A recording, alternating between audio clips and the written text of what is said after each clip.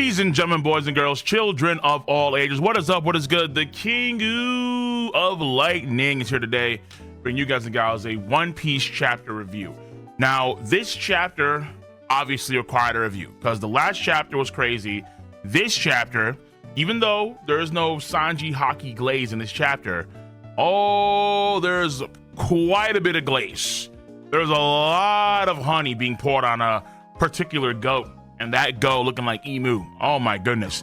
This chapter, it does very well for both Emu and Luffy in certain respects, but way more so for Emu. Man, that ending, that is something that the community cannot stop talking about, rightfully so. The ending of this chapter is absolutely insane. It is bananas. This feels like it's in a similar way to when Kaido speed blitzed Luffy at the beginning of Wano Country Act 1, where the shock, the disbelief in the gap between someone like Emu and someone like Luffy. Though, to be fair, we don't know if this is actually the case here between Luffy and Emu. We'll only find out for sure in the next chapter or chapters if it's actually the case where Luffy genuinely was taken out by Emu in such a fashion. It could be the case very easily where it's all one big fake out. And this is actually, unironically, some sort of trick, scheme, future sight, some of that sort that Luffy has done, and he's avoided that, or he's going to avoid that, because it hasn't happened already yet, because he's seen the future, right? So you can argue that, okay, this is a fake out. But again, only time can tell here. And the next chapter, I think, will dictate a lot of the situation going on with this arc and future arcs, where if it is over, X happens, but if it's not over, then Y happens. So this is why it's crazy, because Emu is living up to the hype in many respects. If you haven't seen my live stream reaction to the chapter, you can go on my Cole Requiem YouTube channel to peep that entire live stream reaction. And of course, if you don't know, we do episode reactions to One Piece, whether it be the specials, whether it be the ongoing episodes, and so on my Patreon first and foremost. And then later upload to my Cole reaction. I do a lot of content across the board. Check out all the links in the box below. Now, this chapter, we're gonna break it down step by step, piece by piece, with the three main components for the chapter. Number one is the chapter pace and structure. Number two are the character elements of the chapter. And number three, finally, are the story progression components for the chapter. And this chapter, it is one of the best in all of El Bafo. That is without doubt. It is a fight-focused chapter in a very similar way to chapter 1045 in One Piece after you have the Gear 5 reveal. So let's break it down with the pace and chapter structure. For this chapter, there is literally, unironically, one main part that has two conjoining parts. The first conjoining part is at the beginning, where you have Emu recalling when I think he first talked to Joy Boy. That's what it seems, where there's some sort of static, some sort of connection. Who art thou? Oh, me, I'm Joy Boy. And then Emu seeing Luffy, of course, is getting the memories of Joy Boy flowing back to him. That's number one. Number two is that during the fight, Emu and Luffy are moving around the area. They're moving for miles as they're fighting around. And after Luffy transforms into a genie, we see that relatively nearby, I say relatively because in genie form, he's huge. He's way bigger than Emu, and Emu is much bigger than the average person. But relatively close to them, you see Loki and company. And Loki, of course, is near Jinbei and company. We did not see Jinbei and company at all in the last chapter because the fight was a ways off, but then it seems to have moved closer to that location as they're fighting in the area. So we do get kind of focusing on Jinbei and Brook and Usopp and company, but it is conjoined with the Luffy versus Emu fight. So that's why it's all one big part. And this to me is outstanding. In most cases, the vast majority of the best chapters in One Piece are chapters that have very good pace and structure. And normally for a chapter, for me, that's under 5 or 4 parts.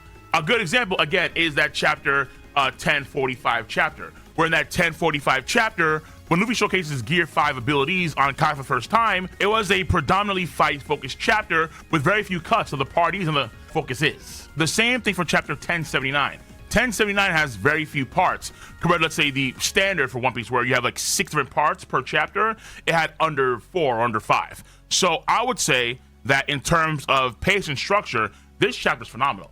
This chapter, I think, is a 10 out of 10 in terms of pace and structure. And those previous chapters that I mentioned, chapter 1079 and 1045, those chapters I also gave 10 out of 10 for the complete rating. But that's number 1 for pace and structure. It is a 10 out of 10. Absolutely phenomenal. Perfect. Number 2 are the character elements of this chapter. And of course, it's predominantly Imu and predominantly Luffy for the character components of the chapter. But that's predominantly. Other characters do get some character elements here and there. So let's start there first with the minor characters. Number 1 is going to be Loki. So Loki is still conscious after taking the Stigma Blade from the previous chapter. It's only more credibility to his endurance. He's still breathing, he's still conscious. That's good. So Loki's endurance character, number 1. Number 2 is going to be my boy Jinbei, aka Jinbei. Jinbei showcases arguably the best thing he's done in the entire final cycle so far. It is what it is, but it's against Imu, and I can respect it. Imu makes those homing flying demon balls at Loki to try and, I guess, finish Loki off, and he destroys either one or a bunch of them. And the one that was coming Loki's way, Jinbei hops in there, Arabesque brick fist. Woo-hoo-hoo-hoo-hoo. He destroys this explosive little demon ball that was coming their way when Ragnar was going to try and block for his boy Loki. And Ragnar looking at Jinbei with admiration. Should have been Usopp, honestly, because I really want my Ragnar and Usopp theory to come true. I really do. Wielding the quote-unquote 10,000-ton hammer. Yeah. But maybe in the future we'll get something there. Fact of the matter, though, is that Jinbei has not done anything for the past, 2 arcs. And he's actually doing something now, which is great to see. Because Jinbei is the world of the sea, and on paper, he is not someone to be trifled with so easily. And compared to Zoro and Sanji, who had pretty bad showcases against Imu, of course, Jinbei has a good one. Now, I'll admit, it's only one little demon ball thing coming his way. And because of how the Fishman karate works, by distorting the vibrations of the water molecules in the air, he could be able to counter the explosion in some way, because he manipulates water in the atmosphere, and then these things are essentially bombs. So it maybe in some way he does counter Imu's black fire metal techniques in some way. That's very possible. But either way, the result here is that Jinbei has a nice little pan for him, blocking for Loki, and Luffy trusts Jinbei with Loki at this point in time. And so does Ragnar. You can see it. That's number 2 for character. Number 3, you can argue, is Ragnar himself or itself, where Ragnar blocking the way he is for Loki, why not go into hammer form and just freeze the explosion that's coming Loki's way? We saw in the flashback that Ragnar can fight on its own, just kind of spin to win and that kind of stuff. So why not just do that? Is it because maybe he couldn't? Is it because of fear, or is it because of it was in the moment? Not too sure. It could be indicative of Ragnar as a weapon, right? Possible. Where certain things are only really applicable when the wielder, Loki, is using Ragnar? Not too sure. But keep in mind that Ragnar in the past has fought before, independent in hammer form, and in that moment, Jinbei had to step in there to protect Ragnar and Loki. That might not be a big thing, but keep it in mind. Next for character is going to be Monkey D. Luffy, and obviously one of the main components for this chapter in terms of character elements. Now, the key thing here with Luffy is that we're getting to see more of his ability and how he's performing. And his performance's power has improved for sure. That's without question.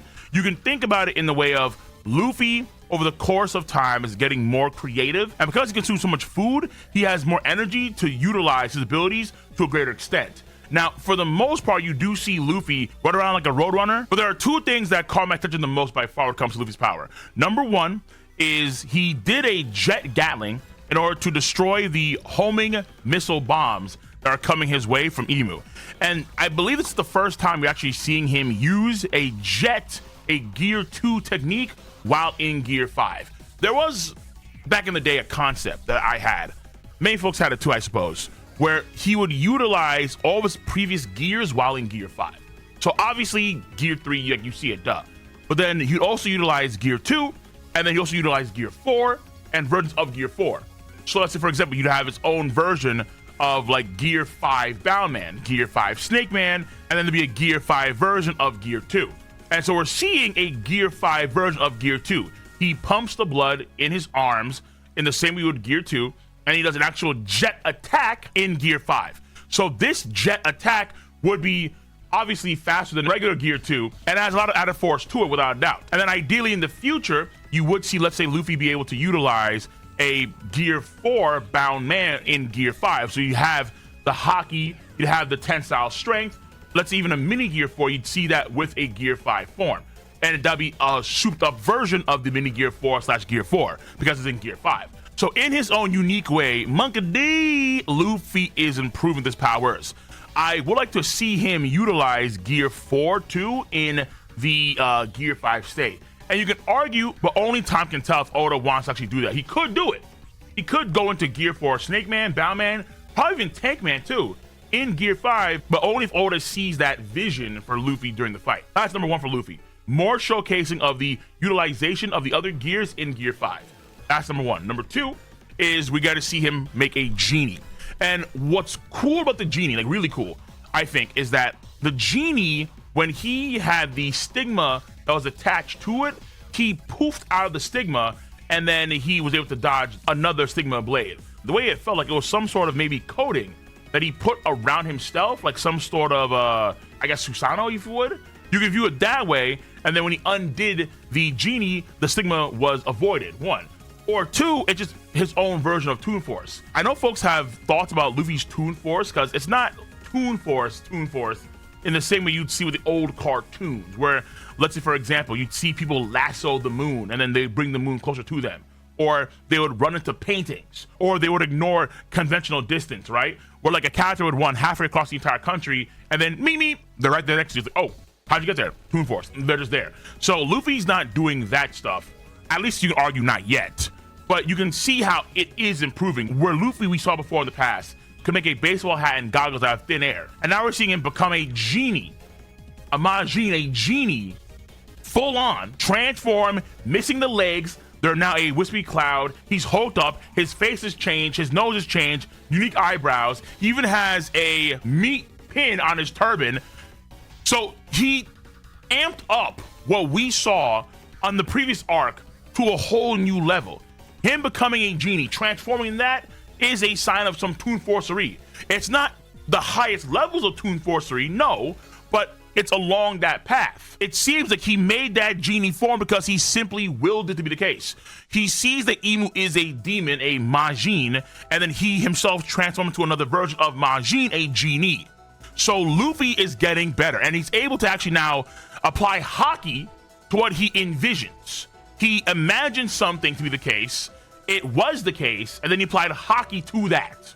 So Luffy is absolutely getting with his powers, no question. And of course, him consuming all that food is probably why he can do this, because he has the energy to do it now. But his powers are improving.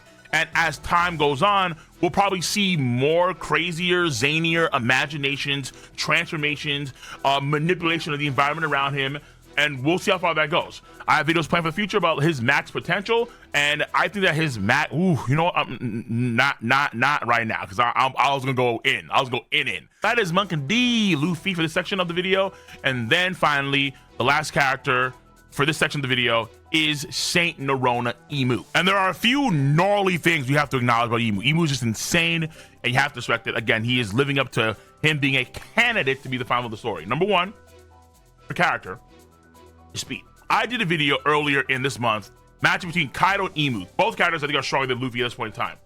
And in that video, I said that I trust that Imu is going to be faster than Kaido. And I believe I was right. Imu is blitzing Luffy. Luffy, who was able to time Kizaru. Now, mind you, Kaido in Wano Country could move so fast. We see in chapter, I believe it's chapter 1001. Kaido could move so fast that he could speed blitz Luffy damn near, even when he was using Future Sight, and could even time his Snake Man form when he went to Thieving Drunk Dragon form. Kaido, though, took attacks deliberately. He wanted to experience the fight in its full earnesty, but Imu doesn't care. Imu is able to outspeed Luffy on a few occasions. Not only do we see Imu at the beginning of the chapter time Luffy, dodge Luffy's punch when Luffy's burnt to a crisp, and then later on Luffy dodges his attack, but then Imu blocks his move. But then later on, we'll just see Imu when he takes out his new sword, the Sword of Nothingness, Vohu, as it called the official Vohu. We see him take out that sword, and he blitzes Luffy, who's running around the sky. So Imu is, at this point in time, I'd say, he is faster than light, potentially massively faster than light. He is much faster than Luffy, who is at times matching or faster than Kizaru in Gear 5 form. You know, Imu is the truth in terms of speed. That's without question. He is insane. Number 2 for character is that Imu, we say a unique utilization of his omen, his military might, as he called it when he fought against Loki, where his military might, his omen, he applies it to his arm like a gauntlet, and then the omen itself comes alive again. This time, Luffy, he dodges the attack, but then the gauntlet follows Luffy, and then it hits him, and then there's an explosion after the hit. Every attack that Imu has, there is some sort of crazy concussive bomb explosion effect to it, 1. And then 2, that's insane. You can see at the very beginning of the chapter, Imu does a straight left jab, but then the end result is the jab contorting in a very similar way to Luffy's Python against Katakuri, or his Culverin against Doflamingo, where his hand would track and it would bounce around in the air. Imu is doing that with his omen, and it's better by the sheer fact that it's not Imu himself, you could argue, that's tracking, but it's the omen. The omen, his military might itself, is tracking Luffy as he dodges the attack. That's, wow. Oh man, that was a crazy move. That in of itself was ferociously disgusting. And the following homing missile things, they're pretty cool too. The fact that he could actually have a punch that just auto tracks you like that, that makes Imu so hard to deal with in a fight. And we get to see another one of his arsenals too. Apparently, that glaive that he came with when he first touched down in chapter 1179, 1180, that glaive that he's been using is another of his military might.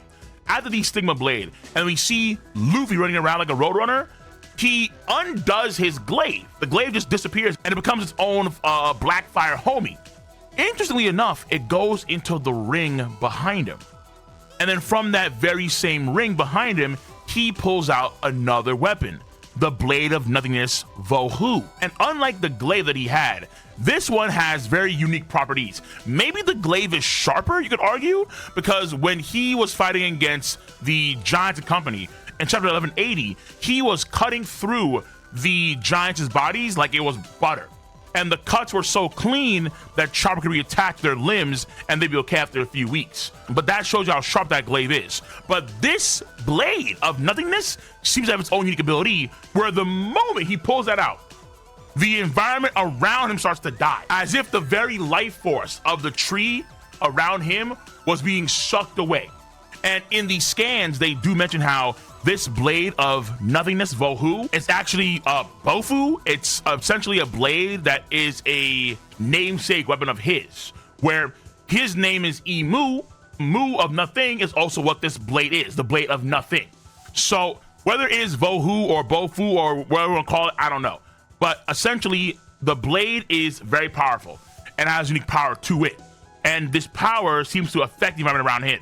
It reminds me a lot of, if you read Toriko, it reminded me of Horse King Heracles, where Horse King Heracles was able to remove the oxygen from the environment around him with a single breath, and in doing so, he'd create a vacuum where no air was present and things would die around him. And it feels like the same way. I'm not saying that he's doing that, like he's removing the air, no. But life itself seems to have a hard time existing in front of the Blade of Nothingness. And what it does when it stabs Luffy, we don't know. Again, this could be a fake out, where it's not actually Luffy at all. It could be a phony, it could be a facade. But if it is, let's say, like, for example, Enma, it could have a suction effect where Luffy's haki, maybe even his own life force, starts to wane because of the Blade of Nothingness. So this sword could maybe absorb Luffy's own life force, and then he has less time to live now, just in general, because he got stabbed by the Blade of Vohu. This sword is dangerous. And Luffy got stabbed, allegedly. So we have to wait and see. Only time can tell. But we're getting to see more of his arsenal, and it seems to be all stored in that ring behind him. That ring I think is very, very, very important. And I'm actually convinced too at this point in time that if there's going to be a Gear 6 or another version of Gear 5, it'll be Luffy having a ring behind him in the same way that Emu does, in the same way that Zaza does. That's what I honestly gotta think. I really do. Just how that ring is a gateway to Emu's arsenal, in the future, it will be a gateway for Luffy's imagination. Remember, that's the same thing that his scarf does. But just how in the last chapter, we saw how the Omen ring of Killingham went into his scarf, maybe in the future it'll be the reverse. So that is it when it comes to the character elements of the chapter. They're outstanding. They're also like 10 out of 10 because of course they're mostly combat focused, but those are also character components for a chapter and for a series. How one performs, especially a battle shonen, how one performs in fight and what their techniques are doing and how they improve and so on and so forth. So that is it when it comes to the character elements. And finally, story progression components for the chapter. This right here is pretty simple. Luffy and Emu are fighting each other, and it seems like Emu has the upper hand at the bare minimum. Potentially Emu beat Luffy. Like in the same way that Kaido beat Luffy, so did Emu. But we don't know. We don't know until next chapter. However, that's too easy. We can go a bit deeper when it comes to these story progression components. Number one here, at the beginning of the chapter, Joy Boy is talking to Emu. And Oda seems to focus specifically on a fade to black before we get a fade to Emu again in real time. And then we have the name I am Joy Boy. This, people are assuming, could be the technology of the ancient times, where we see in the first world, where in the mural, we have the buildings and skyscrapers and so on and so forth. So maybe it could be related to that. But we don't know if they were that advanced during Joy Boy's time, which is after that point in time in the first world. Though Joy Boy was a part of that kingdom that was already very, very, very advanced. So maybe, let's say they are using, let's say, walkie-talkies or radio, phone maybe even, back then. That's possible, but we don't know. However, there's also something I want to point out in the Harley text as well. In the Harley text in Second World, it is mentioned immediately that, and I quote, within the void there was breath. Is this what they mean? When Emu was introduced as the devil's fruit, his power, in chapter 1179, is that the void itself? If Emu's powers come from the abyss or the Omen and they're one and the same, they all tie into the void, maybe the netherworld, maybe Emu is the breath that was mentioned in chapter 1138 in the mural / Harley text chapter. We cannot rule that out for sure. After that, we are seeing again Emu utilize the Omen ring behind him, where he's kind of storing things, where we see him switch off the glaive for the sword of Vohu. And it reminded me of what's going on in chapter 1150, where we do see Emu controlling Shuri's body when he's Gunmu. We do see that book. And from the book, we see that gigantic cannon gun that's used to blow off Brogy's arm. So I'm wondering if that book is also a representation of the Omen ring, where let's say when he controls somebody else, he's only able to access a few of his military might through the book. Like the book is a miniature version or another conduit to access the Omen. Like Gilgamesh in Fate Stay Night only having access to a few of his items in his treasure trove. But full access is the Omen ring. So I'm trying to really parse out what the book means when Emu has it, when he's controlling Shuri and is able to manifest a gun from the book versus the actual Omen ring, where you have all these different swords that are tied to Omen. Because I get the feeling that in the future, we are going to see him use that gun again, like he pulls that gun out from the Omen ring, but the book probably not, because the book is a temporary sort of conduit for him to gain access to what Omen provides. And again, for story, we get to see new techniques from Emu and Luffy in this chapter, which were great.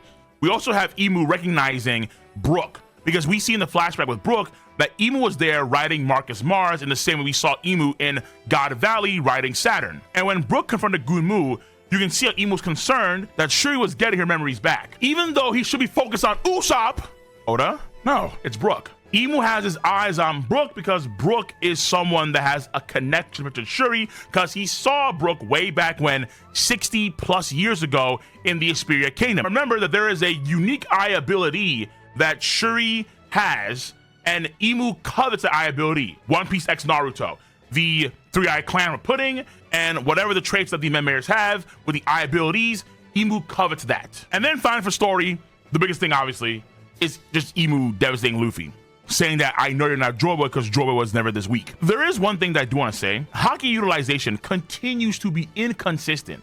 When he does the Jet Gatling against the armada of homing flaming balls. Why is no haki there? Why is he not using more infusion? After he got burned and Imu timed his punch, I didn't see any haki on his fist. Or after the fact, when he does the Gatling attack on Imu and Imu blocks that, where's the haki? Where is the haki? Luffy should be stacking Conqueror's haki in every move, in every attack, without exception, against a guy like Imu. He should be. And his whole arsenal should have always haki imbued into it. In this chapter, when he does do the Gatling attack on Imu and then Imu blocks it, official translation, he does say, and I quote, "I was able to hit you before." So that may mean in previous chapters when he got that Gear 1 punch and the haki and everything. So he could be talking about that, which does, I think, clear up what he said in the scanlation version. And that version was hard to understand what's going on there, but in this version it makes a lot more sense, where he may be talking about before when he was in base form. And then also, prior to that Gatling, there is a tech sound effect behind Imu, and I'm not too sure still if that's Luffy attacking or if that's, let's say, his ring warning him. I don't know. There is still a lot to go over and digest fully about Imu's powers, without a doubt. But the main thing here is that Luffy is not on Joyboy's level, and that's pretty obvious. I would figure that in this arc, you make a lot of haki progress because of what Gabon told him, and also what we saw in the last arc about Joyboy's haki. But it's very obvious, clearly, that Luffy is not on Joyboy's level yet. In the future, I think he will be, and even supersede Joyboy. And if the fight's not over, then we'll see Luffy go through those leaps in power where he will improve his haki and his powers as this fight continues on against Imu. We will see that happening, like in other arcs prior to, without question. But if it is over, then we'll see what happens from there. Because my guess here is that it's going to be in a location, probably in the Holy Land, Imu versus Luffy, round 2. So that is it when it comes to the story progression components of the chapter. And all in all, this chapter, yeah. Listen, even though I love Sanji, the pace could have been better, I think, overall for that chapter. 10 out of 10.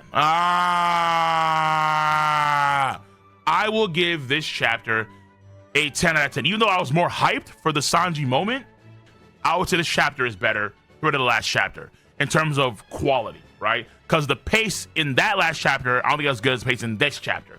So I would say this chapter is a 10 out of 10 because in terms of character and in terms of story progression, this chapter is pretty damn good too, like the last chapter. So yes, it's a 10 out of 10 in my book.